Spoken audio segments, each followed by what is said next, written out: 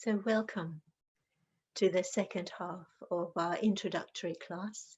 In this second half, we explore quite briefly the central Buddhist topics.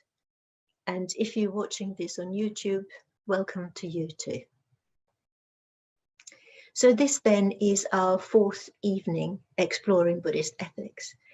And so far, we've covered the first three ethical guidelines, and they are all about actions. And today we'll be exploring the guideline on speech. But before I look at the fourth guideline in detail, I'll quickly go over what we have covered so far. So this is really for the benefit of those who haven't been able to get here for the last 3 weeks, but also it serves as a good reminder for the rest of us. It's always good to be reminded. So Buddhist ethics then they are guidelines. They are meant to help us to train in ethical sensitivity. And although Buddhist ethics are set out as 5 so-called precepts, these are not to be seen as detailed rules, rather as broad training suggestions to help us move towards enlightenment. So far then, we've looked at harmlessness, generosity, and contentment. When we make an ethical decision, the most fundamental consideration for us is, will this cause harm? And implied in that self-questioning, as it were, are both checking our intention and the potential consequences of our decision. And ethics of intention and ethics of effect are closely linked with the teaching on karma, which we'll be looking at in a few weeks' time. So we're training in our ethical sensitivity, developing a skill in ethics. So we think of ethical actions as either skillful or unskillful in preference to good or bad, right and wrong. So today then, our topic is speech. And speech is perhaps the trickiest area of ethics because some of us talk a lot, and often speech is quick, so we haven't got the time to consider our motivation or the potential consequences of what we are about to say. We are said to be born with an axe in our mouths, with which we cut each other down.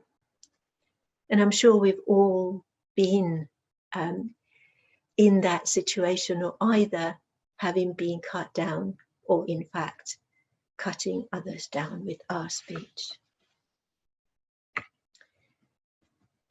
So this fourth guideline then is set out as, I undertake to abstain from false speech in its negative form.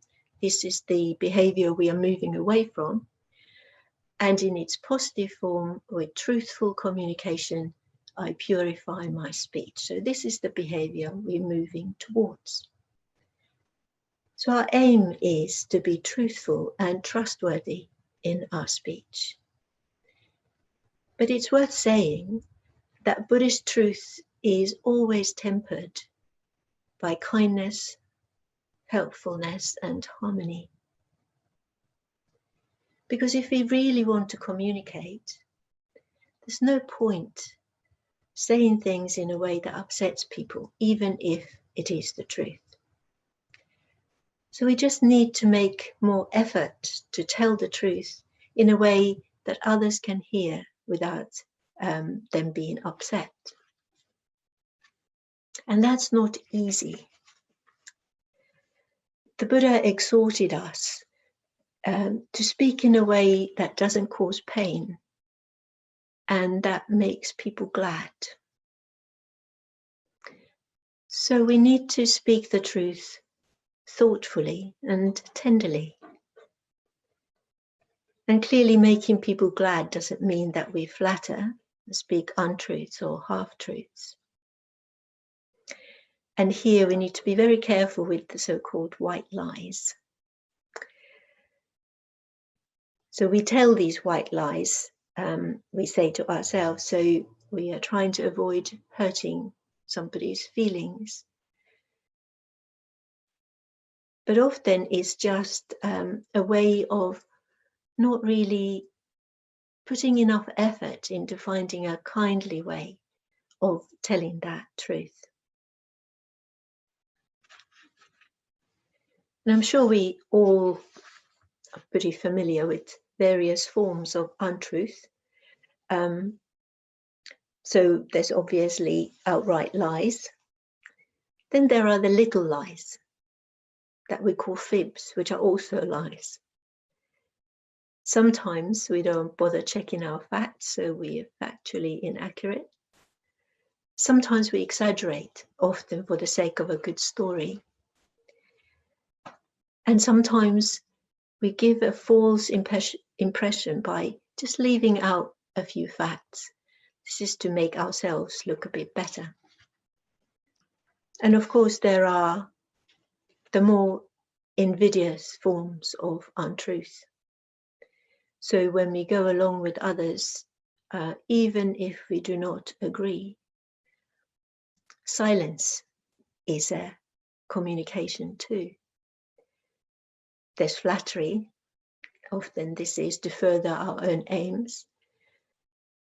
And then there's pretending to a good motive, implying that we are saying something for the good of the person or the situation, when actually perhaps we just want to be critical, self-righteous, or even malicious. Sometimes we are insincere. We don't say what we really think and feel. And sometimes we keep quiet out of fear, even when injustices are happening. So on another occasion, the Buddha exhorted us to speak only if what we have to say is truthful, helpful, and it is the right time. By helpful, the Buddha meant actually helpful to help us move towards enlightenment. But outside of that, is it always helpful to the person to speak the truth? And there are times, of course, when somebody is not ready to hear, even if it's a truth that is important to say.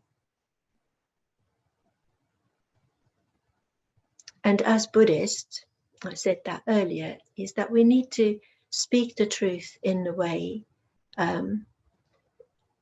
that is thoughtful and that is kindly. And how do we know when it is the right time? Often we don't know. Perhaps we don't have that much contact with somebody. Perhaps we don't live with them or work with them.